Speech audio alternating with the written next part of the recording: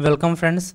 ये सवाल जो है ये भाई मेरे CGL 2019 में और 4 जून को ये पूछा गया है। तो ये सवाल क्यों इम्पॉर्टेंट है? क्योंकि ये एग्ज़ाम में पूछा गया है और एग्ज़ाम में मैंने वही 200 टॉप 200 क्वेश्चन निकाले हैं जो मुझे लगता है आने वाले 2024 से लेकर 2026 तक उनसे बाहर सवाल नहीं पूछे जाएंगे।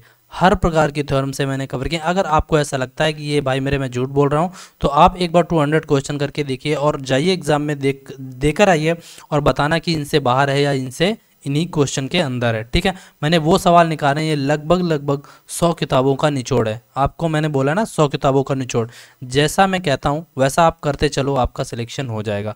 आप ये 200 क्वेश्चन कर लीजिए।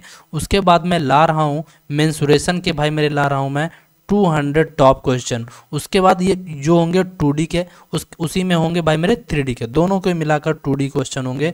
सॉरी दोनों को मिलाकर 200 क्वेश्चन होंगे। और उसके बाद इसी प्रकार अर्थमेटिक के भी मैं लाऊंगा, जो मुझे लगता है कि यही क्वेश्चन एक्सपेक्टेड है, इससे बाहर सवाल नहीं आएंगे। ठीक है, तो इस सवाल को हम करना अब शुरू करते हैं। देखो इस सवाल में बोला क्या है कि in triangle ABC with sides 6 centimetre, 7 centimetre and 8 centimetre, the angle bisector of the largest angle divides the opposite side into 2 segments. What is the length of the shorter segment. कहने का मतलब क्या है कि एक कोई ट्रायंगल ABC है। ठीक है, मैंने जैसा कि यहाँ पर बनाया है एक ट्रायंगल ABC जिसकी भुजाएं क्या हैं 6, 7, 8। तो 6 ये हो गई, 7 और 8, यानी उसकी 3 क्या हो गई, साइड हो गई।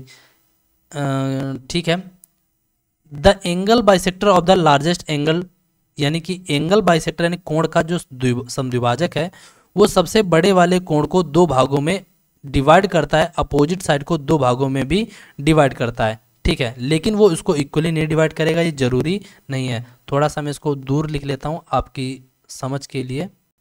यहाँ पर मैंने इसको लिख लिया ये 8 लेंथ, और ये किस पर डिवाइड कर रहा है तो आपको पता है, ये इसको मैंने मान लिया जाकर ये D पॉइंट पर उसको डिवाइड कर रहा है।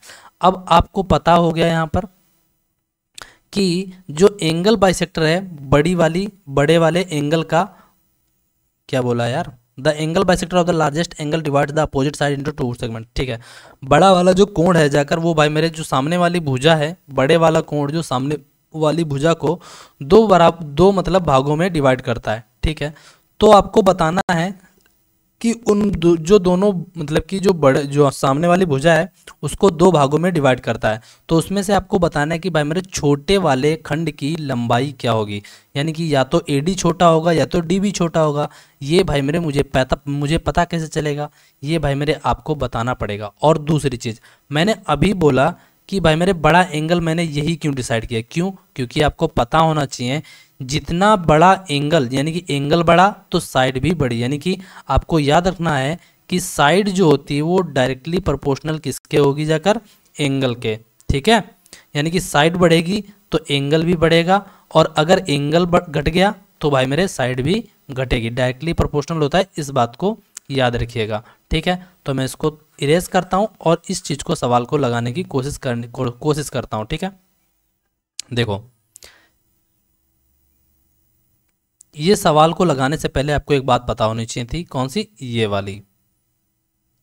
भाई मेरे आपको इंटीरियर एंगल बाइसेक्टर थ्योरम पता होनी चाहिए कि अगर कोई ट्रायंगल ABC दिया हो, ठीक है, और कोई एंगल मतलब कोई शीर्ष से एंगल बाइसेक्टर डाला जाए सामने वाली भुजा पर, ठीक है, और उसको 2 भागों में डिवाइड कर रहा हो, किसमें, BD और DC में, तो आपको पता होना चाहिए जो AB से AC का जो अनुपात होगा वही BD से DC का अनुपात होगा। अगर ऐसा दिया हुआ है कि किसी भी ट्रायंगल ABC में एंगल बाइसेक्टर अपोजिट वाली साइड को दो भागों में डिवाइड कर रहा हो, अपोजिट वाले साइड को 2 भागों में डिवाइड कर रहा हो, तो AB से जो, और AB का जो AC से रेशियो होगा वही BD से DC का रेशियो होगा। बात समझ में आई कि नहीं, AB से जो AB का AC से रेशियो होगा वही भाई मेरे BD का DC से रेशियो होगा, जैसा कि यहाँ पर ये दिया हुआ है। यहाँ पर आपको इंटीरियर एंगल बाइसेक्टर ही आपको थ्योरम यहाँ पर अप्लाई कर देने, कहाँ पर,